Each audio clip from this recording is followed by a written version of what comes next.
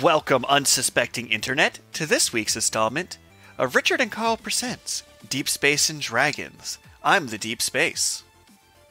And I'm the presenter. God damn you. You had one How did you not pick up where we were going with this? Anyway, this is the nerdy show where we talk about nerdy things, but usually start with a segue into Carl, and sometimes we make it back to the topic. Other times we don't. Let's see how it goes. What's new in the world of Carl? Well, Richard, what's new in the world of Carl is Tuesday was my girlfriend's birthday. I thought you were about to just say Tuesday happened, and that was the entire new thing. But please continue. No. So she likes to put her birthday off because if she has to work on her birthday, she finds that she usually doesn't have a good day. That's fair. And so, I mean, she went a little bit overboard and booked the entire week off. Nah, Carl Fest is a great strat. More people should call her Carl Fest. Well, and so then, she's always telling me that she doesn't need me to buy her anything. She just wants to spend time with me. So you bought her. So you bought her an activity, yeah? No, I was trying to think about what I should get her for her birthday, and I was like, you know what? Maybe I should just take the week off too. That'd be a great gift for her. For me to take the week off. So I also took the week off, and then so we celebrated her birthday. Went to like Red Lobster, went and saw a movie. See How They Run is a pretty good movie. I would never occur to look at that, but please continue. I don't know. I don't know where I was going with that. But point of that is that on Wednesday, kind of continuing the birthday celebrations, we went on a double date with some friends to Moose Jaw to do down the tunnels and go to the spa. And, it's yesterday we kind of just didn't really do much at all, but it's got to rest and relax a little bit on a week off. Oh, absolutely. So, as I alluded to at the start of the story, you have definitely come out here and we've done a very similar date activity. So I know it's a great strategy. It is a great strategy. I really enjoy just going out and doing fun things with people. So, and then also taking time off work because humans just need some time away from work. But humans also need work to do. Otherwise, you go too far one way, you become unhappy. You go too far the other way, you become unhappy. You gotta find that happy medium. That is very fair. What's new with you, Richard? So, because the universe has a karmatic balance thing, so you took a week off, which means I did the exact opposite. So, Monday starts with, okay, 8 in the M class, classic lit, sure. And then I go to work and do a truly comical amount of data entry, file manipulation. I learned that several of my coworkers are into the new free-to-play Gundam FPS, which is amazing. I have waited 32 years for someone to ask me if I've heard of Gundam, would you like to play? Since you were born, pretty much? Yes, this is all I've ever wanted. Because when I was a teenager with my group of friends, they'd be like, look at me, I'm Richard, may I suggest Gundam perhaps? And see how these trained professionals with their doctorates are asking me if I want to play Gundam with them? I was right, I am vindicated, y'all suck. So, Monday was great, but I didn't get home till 6 because the inbox of emails was insane. Ooh. Then Tuesday, we were having this... Actually, what happened Tuesday? No, I think Tuesday, me and Luigi, my office buddy, we mostly just debated whether or not Star Wars Episode 4 was a good movie. So, legitimately named Luigi, or just your friendly sidekick? Both. Oh, yeah, okay. Yeah. So, he has a very strong take that Star Wars Episode 4 is the worst movie ever made. Oh. But the thing is, so he's the Year 4 creative writing publishing tutor, which means that he's actually an adult with an education, is on my level, so I'm not dealing with a teenager, which is lovely. Mm-hmm. And he brought game. As he points out, the 20 minutes spent walking through the desert where a movie could have been happening instead, but everyone's repressed it. Mm-hmm. And he brought up a pretty decent argument as to why, in a vacuum, the first Star Wars movie wasn't actually that good. I disagree, but it was a great use of my Tuesday. I also did a bunch of data entry. So, Wednesday, we had this Pathways Fair. So, it wasn't well advertised, but effectively every student service had a booth. Mm-hmm. There seemed to be a recurring theme that they asked me to work the booth because I'm a loudmouth and it's a sensible choice. But they word it like, hey, can you come help? So when someone tells you you're helping, that implies there's another person, right? Right. So there wasn't. So I literally like politely requested some of my followers to run to my office and get my material. And then I Okay. just soloed this booth for 3 people. It was like the Library Learning Services, the Tutoring Center, and the LearnWell Services booth. And I was such an aggressive marketer for their free tutoring. I'm so proud of myself. I had over 100 students sign up on the spot. Oh, nice. And it was like a student would come up. I have a QR code, and I'm like, well, you have to scan the QR code to sign up. That's what you think a normal person would do, right? But it's me. So I'm like, hey, I got colorful sticky notes. You want the free sticky notes? Take the picture. What are you doing? Take the picture now. You're too close. You get free tutoring, and I'm not letting you leave this place until you sign up for it. My office down the hallway over there. If you can't figure it out, come pay me a visit. So I did something I've never done before. What's that? I talk so much that I hurt my voice. Oh.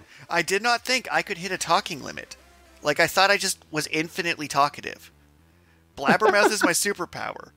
Never in my life have I talked so much that I was worried I was coming down with a cold because I'd overused my vocal cords.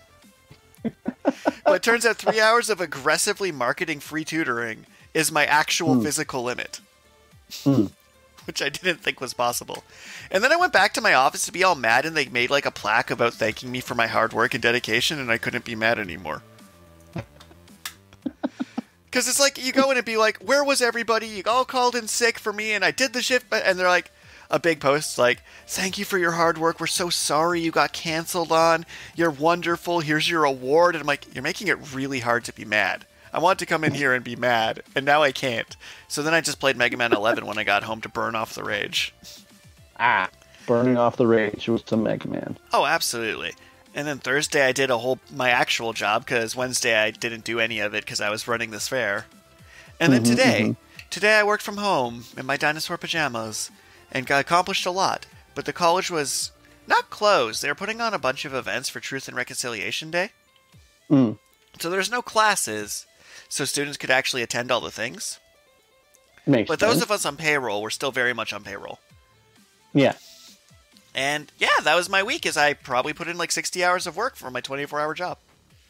Oh, hopefully the professors aren't listening in on this podcast. Oh, if they are, they're like, ugh, Richard, whatever. Like, we had an industry professional come in yesterday from Canadian Publishing House, like the big international organization. And like, hey, students have a question. And I straight up said, how can I best exploit your organization to succeed as a writer? Did they give you a concise answer? Yeah, they gave me a really solid one. I might just open up a publishing house. It's surprisingly practical. Huh. Turns out you can open up a publishing house without actually printing the books. You can like go through the Canadian Book Printing Company and open up your Canadian publishing house, and then all you're doing is compiling, editing, and then ordering from the printer. It's a whole thing that's surprisingly reasonable.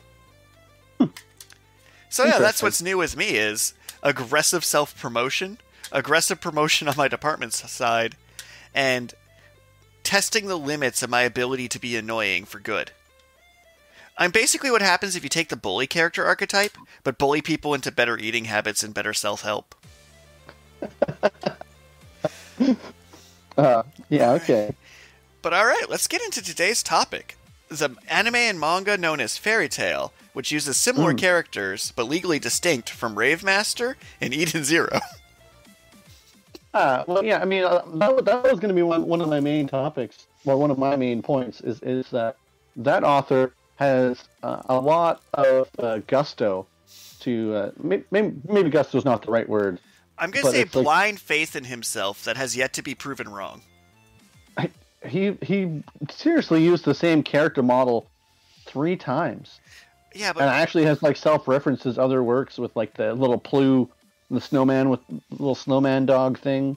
Oh, I think the funniest thing is the idea that you can just reuse a character art, but also no one's actually going to call you out on it. It's like so many anime characters are similar to begin with. The idea they're like, oh yeah, I just reused this. Imagine you're a video game studio and they're like, hey, we want you to make the Fairy Tail game. Cool. All the characters are visibly identical to the Rave Master game, except for like 5 of them, so just reuse those character models in different jackets. You know, marketing must love him. Game. I played a Rave Master game for GameCube. It was actually pretty fun. But aside from the character models, I mean, there's not really a whole lot of similarities between what Fairy Tail would be and what Rave Master is. All right, so I think for this, we should probably Because I love when we deep dive and don't even bother like explaining Fairy Tail. And I'm always deciding whether or not it's worth actually explaining what we're talking about or just going through it and letting people be lost. Because if they followed us this far down our narrative journey, they're probably committed at this point. That's true. If our viewers are still listening to us, which I hope that you guys are, and I haven't just scared you off by asking if you're listening to us, but... Oh no, you got too meta. You just broke the fourth wall, brah. Oh boy.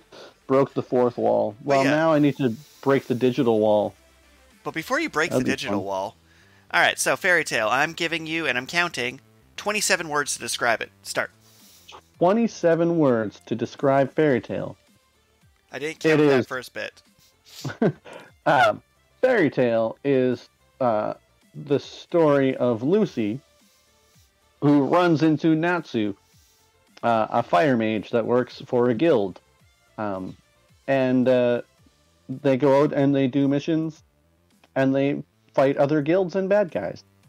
26. Not bad. I think you got all the key points. So, for those who have no idea about the kind of things we're interested in, so Fairy Tail is an anime. I feel like that's relevant to mention. Because I'm going to go on a weird metaphysical journey here with it.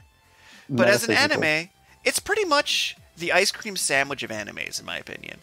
It's like, it was consistently good. It had few moments that I list as the best anime moments of all time. But also it never got so bad that I quit. Other than the very ending was okay. But it's they had a good ending and then had a bad ending afterwards. So it broke out to a net neutral. Which pretty much sums up the show. Because a lot of show and anime will be okay, we have a spiky-haired, hyperactive aggro protagonist who's 16 to 12 years old. Fairy Tail's okay, we're going to have 6 of those? And technically Lucy is the main character who's a novelist who's telling the story. So you have Natsu's generic McAnime character, but they did 3 things with him that I really liked. Okay. So first, he's actually a legal adult. So he's actually voting and drinking age, which means sending him on life or death murder missions. Feels like Naruto has that weird ethics if there's no possible way a 12-year-old would be this competent. Where Natsu, who goes on a mission and burns down a town as a side effect, and then gets sued, is exactly as competent as 18-year-old me. That is true. They do actually get into a fair amount of legal trouble. But it's their level of competence is inspiringly passable. So we have Natsu, where he's oh, I have anime character backstory, raised by a dragon, taken in by the guild. You're okay. So the first plot arc's alright, we'll speed through Natsu's backstory. Then, of course, you have to have your mirror match edgy rival character. So, of course, the Fire Mage has the Ice Mage rival character, Gray. And we go over their dramatic backstory because...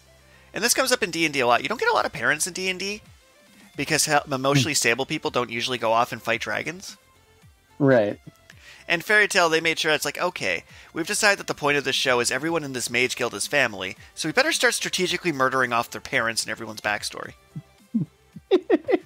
So, you get Gray's backstory. It's I was trained by an ice mage, and I'm a nudist. And Fairy Tail, we'll get to the fan service debate about that at some point this episode, I promise you. So we get the first plot arc, this is Natsu and Lucy. Okay, we get the second plot arc, this is Gray and Urza, we're gonna go on an adventure and fight a magic flute. And I'm this is fun. This is just my weekly D&D sessions. It's now we're gonna do Gray's backstory, which is surprisingly tragic. I'm yeah, that makes sense. You're an anime character. And it's we're going to do Urza's backstory, which is so implicitly dark, I don't understand. The music's so upbeat. There's a happy talking cat who enjoys joking about fish. Oof. This escalated in a wrong direction. So, the first, quarter... She's some sort of, like a child slave or something, right? Yeah, and they're oh, we've decided to make... What's fun is... So, a lot of anime is innately sexist. It's very easy for me just to be hey, I like One Piece, but also these character designs are ludicrous. And I could give a big passion speech as to how the series is not actually sexist because every character is drawn ridiculously. But it's bad. One Piece is hard to defend. Well, yeah, in One Piece's case in particular, Nami's character, I don't know what her age is supposed to be when they start. 16. Yeah, okay. So I mean, I guess there is room for that sort of The another character in their crew, development. Robin, started at 26. And just kind of Yeah, the fan service started to literally grow on these characters. so eloquently put. So the anime fan service thing is like a lot of shows I can't recommend because, quite frankly, it's like I want to say they're made in another time and place, but they really weren't. But what's interesting about Fairy Tail is it has this anime fan service trope, but it applies it almost completely evenly across gender spectrums. Mm. So you're like, okay, we have the character Lucy, who, of course, the plot's going to strive them to dress as a maid. You're like, yeah, that's anime for you. But then you have Gray, a manly man, allegedly, whose entire gimmick is stripping to his boxers. So if you actually were to, like, have a nudity scale, the 4 core members of Fairy Tail probably spend an equal amount of time nude. Mm. Which I guess is progressive? Right? Like, if you're objectifying everybody, then no one's being objectified. Isn't that how it works? Well, yeah, everyone's clothes get blown off equally in Fairy Tail. It's like, it's at the point where it's a recurring bit. But when we get back to, like, gender roles, though, so you have the character Urza, who's the team badass, straight up. It's like, what's your superpower? I summon swords and beat people with them, and every character's afraid of me, and I punch the protagonist out on a daily basis. I'm like, okay, that is not a character being written for gender roles. That's lovely. Right. And what's interesting about Fairy Tail is they balloon the cast, but as we've discussed during Bleach, the worst thing an anime can do is have 50 characters have 50 one-on-one fights with 50 other characters. Mm-hmm. One Piece Fairy Tail weirdly doesn't bug me as much when they do that, because they've actually, like, they care about these characters, because the main character is the organization, not each individual character.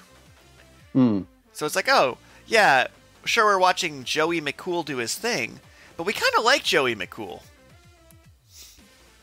Yeah, like, because they really did quite a good job of building up the camaraderie of the guild. Like, especially when the other guild attacks them, so they're just like, yeah, we gotta go beat up those guys because they beat us up. I really enjoyed that plot arc because it was less about the we're good, they're bad, which you could argue that was the case, but no, it was the guild master, everyone in this guild is his child. He has adopted a bunch of orphans effectively, and some regular people who have applied too. Mm-hmm. Like, the main crew of, like, your 4-man squad that eventually balloons to, like, 5 or 6 are literally the orphan squad. Between all of them together, one person has there's 2 living parents. A dragon sealed inside somebody, and a demon slayer in the demon guild. Those are the only living parents for the main squad of the show. Oh, Lucy's parents start alive, and then the show kills them mid-res because you have to be an orphan. You have to be an orphan. Well, like you say, emotionally stable people don't usually go on wild and crazy adventures. So, Fairy Tail, like, at least they had a pretty balanced cast. Like, the core cast is actually, they build their 5-man squad and it's 3-2 male to female. A pretty shocking rate for an anime that's usually, like, in Naruto specifically, you get exactly 1 woman on your team, maybe. Like, it's deliberate. It's a problem. Because the Hidden Leaf Village is very... The Hidden Leaf Village on every team? Yeah, the official policy of the Hidden Leaf Village is to put 2 males and 1 female on a squad to create a love triangle. And then 2 out of those 3 team members will produce the next generation of ninjas, because Naruto doesn't acknowledge the existence of same-sex character pairings. But Fairy Tail does acknowledge the existence of same-sex character pairings, which was probably the funniest joke I've ever seen in an anime. So there's a villain in Fairy Tail right near the end, whose entire ability is if you're a virgin, you light up and suffer effectively. And that is the funniest thing I've ever seen, because that way you could explicitly, through basic deduction, figure out who's hooked up with who over the series. And that joke is hilarious, because you just see, like, Laxus, the jacked lightning bully dude, and Siegfried, his best friend, both just light up and look at each other. Which, in a country where gay marriage is illegal, is like, how do we tell our fans this without going to jail?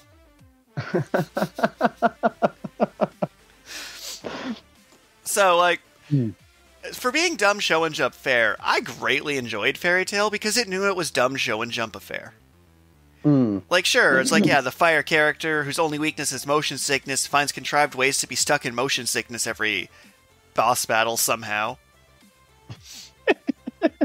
Yeah. Or it's like, yeah, Lucy gets captured 3 out of 4 times, sure. It's like the tropes are there, but also they're subverted or woven in surprisingly smoothly.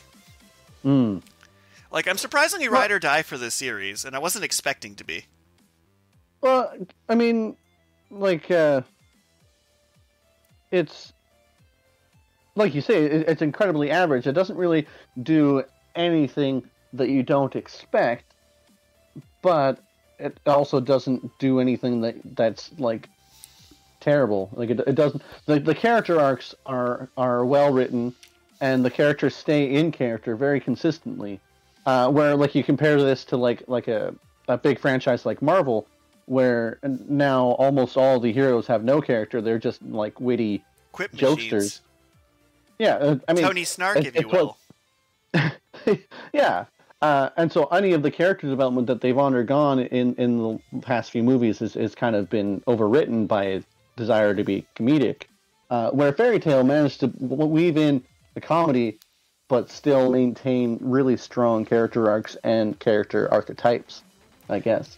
But also, it's like I'm throwing praise at a show that once literally had every squad in a magic fighting tournament have a Gravature model posing contest. Like, that scene happened, which is just absurd to me, but also, like, objectively funny. Because they had, like, a running joke through the whole series that, yeah, part of Fairy Tail Guild's profits is a bunch of their characters model for Sorcerer Weekly to make extra funds meet to deal with all their lawsuits. It is a really funny, a good show. I mean, like you say, it's not like it's super fantastic, but it is interesting. Like they have a time skip, and then they also have a reverse time skip where everyone else skips ahead, and the guild was just behind by 2 years, and they have to train hard to catch up. I do enjoy the reverse time skip where they're like, so anime has this problem a lot. In Dragon Ball, the problems become so apparent that the last Dragon Ball movie made fans on the internet mad. I know, right? An anime making fans on the internet mad. I didn't think you could do it, but they did it.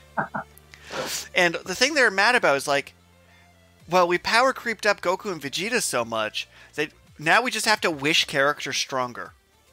Like Piccolo, Granola, Gas, Frieza, characters just like have to get power skipped now because the main character keeps defeating the former villains.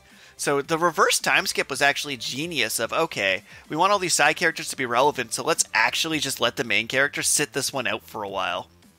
But what I think was really funny about that is, like, they try and build a dramatic tension, and then Fairy Tail Guild just rolls up and stomps everybody. They're like, actually, you guys did get better.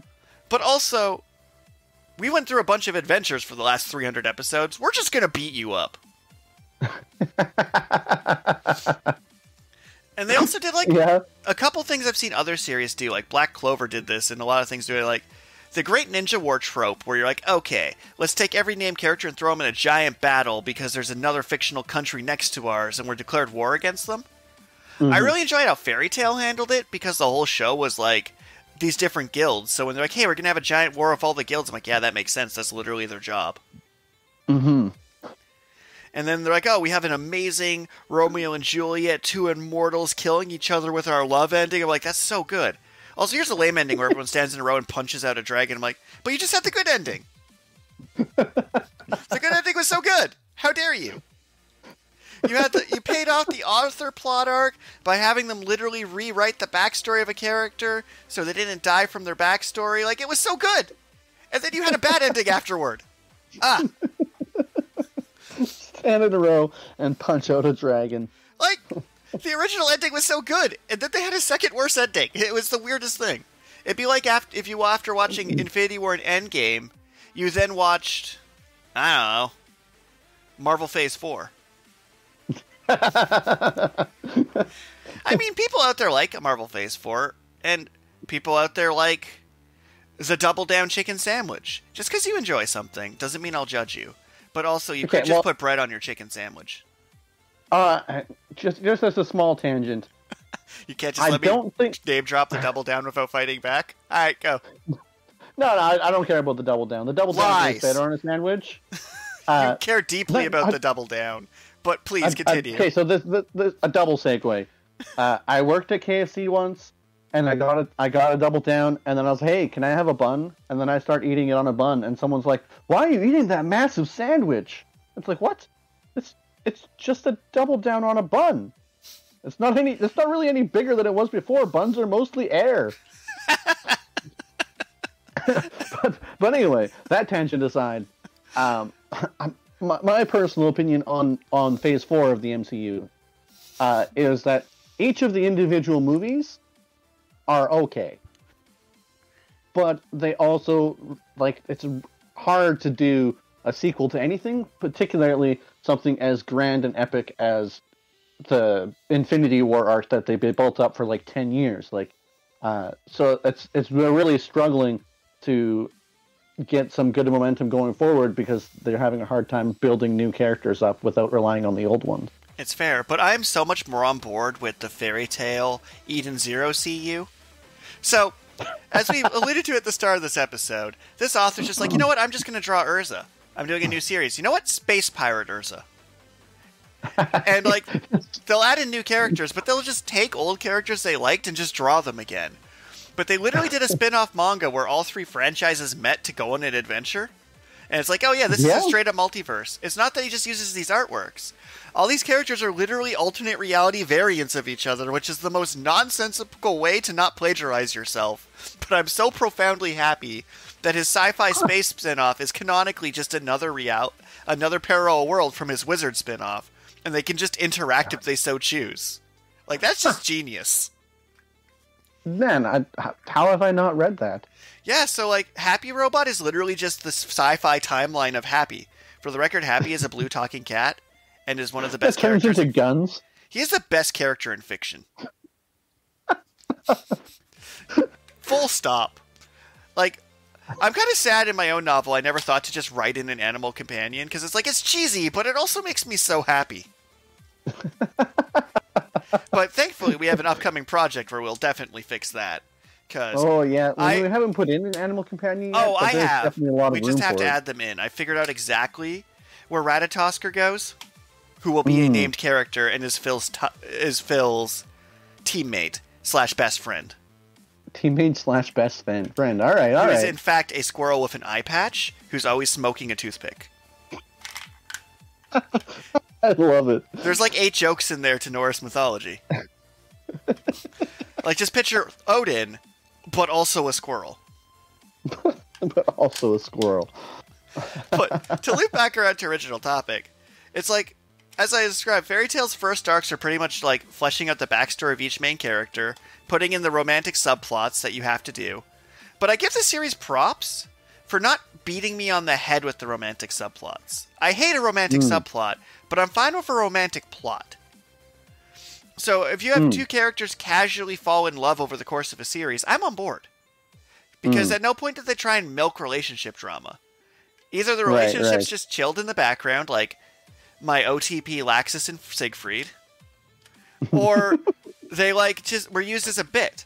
Like, Gray just gets stalked for a while until he eventually just gives into Stockholm Syndrome and realizes he doesn't actually have an option other than dating her. But, like, there's a whole bit where they just, like, run away and live together for a while. He's like, yeah, never mind, I'm just gonna go be a spy. It's true. And, like, and it's like, they do the, like, Geralt and Urza cannot be together because they're both edgy. And I'm like, you know, you guys just like the drama more. You could just be together, but you love milking this drama because you're both pure drama kids. Yeah. And, like, the reverse time skip, it's like, this character and this character got married. The one who summons guns and the one who has gun magic got married. Yeah, that's fair. They have very common interests. Shooting things and magic. This is just a sensible pairing. Man, I'm still flabbergasted by the Fairy Tail Rave Master Eden Zero multiverse. Right? Where they just straight up had crossovers and everything? But I mean, by that logic, Dragon Ball, Naruto, and One Piece are also part of the same multiverse. No, because they didn't commit to it. And the reason I say that is, in Fairy Tail, you literally see that you can make portals between worlds when they went to Steampunk Fairy Tail Land. Hmm. And it's like, okay, you see in Steampunk Fairy Tale Land, there's magic items from Ravemaster and characters from Fairy Tale. You're like, oh, so that's the one between this one and Ravemaster. And you watch the spear fall in a void in Ravemaster and end up in Fairy Tale. Huh. Because they use the Ten Commandments spear. Right. Because the I forgot character about that. loses the spear, then picks it up in a spin-off, and then ends up in a different timeline. I'm like, man, this is just commitment to a bit, because I just feel like someone called him out. He's like, they're alternate timelines, idiot. And that just became canon. What are you going to do? Man, I don't think Ravemaster's on the Shonen Jump app, though. Kind of want to reread it now. That's fair. See how it ties into Fairy Tale? Yeah, I'm a little curious. Also, I don't even think Fairy Tail's on the Shonen Jump app, actually. No, they've never been Shonen Jump series. They were in Shonen Weekly. It's a thing. Oh, yeah. They're just in okay. a different magazine. That's too bad. But yeah, if you ever need to find 300 episodes of medium quality entertainment, Fairy Tail's a great binge. It also has a needlessly good soundtrack. Like, it's like, okay, you have adequate animation, you have adequate acting, you have a decent plot, and you have a fantasy metal orchestra somehow. Okay, well, I mean, this is a good question. Subbed or dubbed? So I have a rule for anime of the subbed versus dubbed. And I'm going to be flamed by the entire internet here. I'm going to upset someone on the internet. You made me do this. But I think if a character would it's like if a character could be argued to speak English, I prefer it dubbed. Or if it's Shonen Jumpy type stuff. So I tend to find that something like Dragon Ball, One Piece, or Fairy Tail work better dubbed because during the localization phase, they just put in more jokes and sassy remarks. It's like the dub team that does Shonen Jump stuff will typically use it to take something campy and make it campier. Kind of like original Iron Chef on Cooking Network at 3 in the morning. Okay. But something serious with like that actually has acting in it, I prefer subbed. Like if I'm watching like Gundam Iron Blood Orphans, it's like I'm watching the subbed because they're actually trying to like put soul and feeling into their voice acting. Where in Fairy Tail, a talking blue cat makes a fish pun. And I'm fine with that being dubbed. I think the loss of nuance is worth it for me to play it in the background while I'm playing Mega Man. It makes sense. Also, somehow they found the most obnoxious human being imaginable to voice the Black Clover Kid in subbed. Oh, yeah, okay. The dubbed kid screaming is more tolerable. Which I'm not sure how this happened. I don't know in what world you're able to make Japanese more grating on my ear than English, the most obnoxious language by a wide margin ever created. Well, I mean, I have to say, I also find that the subbed Goku, like the original Japanese voice actor for Goku, I just can't do it. Super annoying. Just so cringe. Mm-hmm. We say having no knowledge of this language. And like I said, I mean, yeah, maybe they actually just sound like that in their daily life, like the guy who plays Tigger from Winnie the Pooh. That is so deeply concerning. Because you're right. I don't know who the actor's name is, but I saw an interview with the guy who plays Tigger, and it's just like this old guy. And he's just Tigger? Like Tigger, and it's like, what is going on here? My brain is melting. That is amazing. Also, part of me wanted to co-op this episode to talk about the new features they added to the D&D Unearthed Arcana, but instead, I'm going to say this. One of the number one things I rank anime on is how good a D&D campaign I could build on that setting. Mm-hmm. Fairy Tail makes peak D&D. Like, if I could get people to buy into the thing of you're in a wizard guild, sure you're a D&D class, but you're also powered by magic because you can just be a sword wizard. And you're going on quests to fight dragons and monsters for your guild in Magic Fantasyland that has a little bit of Magotech for good measure. Like, that's just a peak D&D setting. Because they're literally just like, all right, we have our cleric, our wizard, our sorcerer, our warlock, and our fighter. Let's do this. Yeah? Like, and like a lot of D&D aspects, like even for the fighter, it's like they're well beyond the capabilities of a normal human. So they like it would make sense that your D&D features are in fact the magic of the universe, right? Like, yeah, like for example, if someone joined my D&D group and was like, I want to play Urza, so I can switch my armor around to be a sword wizard. I'm like, yeah, that's called an Eldritch Knight. Just do it up. Just do it up. Like that just exists. Kind of like How would I play Natsu? Gee, I don't know. It's not like they printed something that says Fire Dragon Soul Sorcerer on the label whose power comes from their Fire Dragon parent. Oh, wait! Here it is! That's just Natsu. He's in the player's handbook. He really is just in the player's handbook. It's like, I want to play Lucy. Oh, the character who made pacts with Celestials? Yeah, the one who literally made a pact with a Celestial? Gee, Warlock. Celestial Warlock. The one who makes pacts with Celestials. But what about her whip weapon? Yeah, it says Pact of the Chain right here. Page 3. Yeah, Fairy Tail definitely makes an excellent D&D setting. And if you want to do Eden Zero, you just do Spelljammer. Have you actually read the new Spelljammer books? Yes. I guess maybe that's a little bit off topic, but we're here. I'm just curious what you thought about it. So, weirdly, my problem with Spelljammer is not with Spelljammer. I am ride or die. I'd love to run a Spelljammer campaign. There's giant space whales, and there's hippo people in battleships. Yeah. But somehow, that breaks the people's suspension of disbelief. Taking your Spelljammer ship to wild space breaks people's disbelief. So I can't actually seem to get players on board with this adventure. It's just too wacky. But if I take those exact NPCs, characters, monsters, and put them in an ocean, they don't bat an eye. So when I ran my Session 0, where they're doing Ghost of Saltmarsh, I just had a warship of GIF hippo people roll up and start shooting at them. So I'm literally using wild space mechanics and Spelljammer mechanics on a regular ocean and making these planets islands, and somehow no one questions it. It's great. I pulled the perfect con. Perfect con. So I literally fused Spelljammer with Ghosts of Saltmarsh, and it worked. Well, I mean, it does seem to be that if you ask your D&D players what they want, you should just not do that because that's not what they want. Well, if you're an experienced DM and take the time, because of course, like, consent forms, session zeros, understanding what people want, that's all very fair and healthy habits. But I mean, I guess, yeah. But it's all about how you ask it. Like, don't be like, do you want a pirate adventure? Do you want a space adventure?